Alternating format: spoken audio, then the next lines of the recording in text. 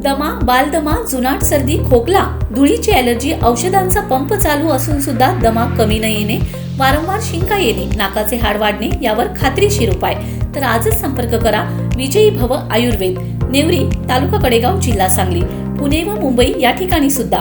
संपर्क 91 75 74 34 54 आणि 73 87 34 34 77.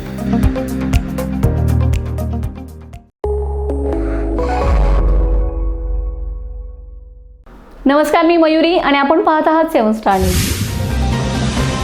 कडेगाव तालुक्यातील चिंचणी परिसरात नुकतेच पोलिसांनी केलेल्या कारवाईत अवैध 3 पिस्टल व 2 जिवंत काडतुसे जप्त करण्यात आलेत. या घटनेमुळे ग्रामीण भागातही गुन्हेगारीचं वाढतं सावट स्पष्ट होत असून कायदा व सुव्यवस्थेबाबत गंभीर चिंता व्यक्त केली जात आहे. चिंचणी पोलिसांना मिळालेल्या गुप्त माहितीच्या आधारे ही कारवाई करण्यात आली. कारवाई दरम्यान संशयितांकडून 3 पिस्टल व 2 जिवंत काडतुसे हस्तगत करण्यात आलेत. या प्रकरणी संबंधितांविरुद्ध भारतीय हत्यार कायद्यान्वये गुन्हा दाखल करण्यात आला असून पुढील तपास सुरू आहे. परंपरेने शांत आणि सुरक्षित समजल्या जाणाऱ्या ग्रामीण भागात अशा प्रकारे शस्त्रसाठा सापडणे ही चिंताजनक बाब मानली जात आहे. अलीकडील काळात युवकांमध्ये वाढती गुन्हेगारी प्रवृत्ती, बेकायदेशीर शस्त्रांचा वापर आणि त्यामागील सामाजिक कारणांचा सखोल अभ्यास करण्याची गरज व्यक्त होत आहे.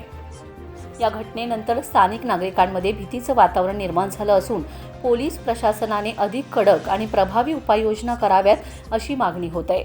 तसेच संशयास्पद हालचालींबाबत नागरिकांनी तात्काळ पोलिसांना माहिती देऊन सहकार्य करावे असे आवाहनही करण्यात आले.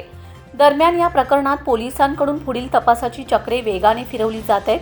बेकायदेशीर शस्त्रसाठा ग्रामीण भागापर्यंत पोहोचतोच कसा, याचे लागे बांधे कुठपर्यंत आहेत याचा तपास पोलीस घेत आहेत. तर ग्रामीण भागातील कायदा व सुव्यवस्था अबाधित राखण्यासाठी पोलीस यंत्रणा सतर्क असल्याचेही सांगण्यात आले. Bureau report 7 star news.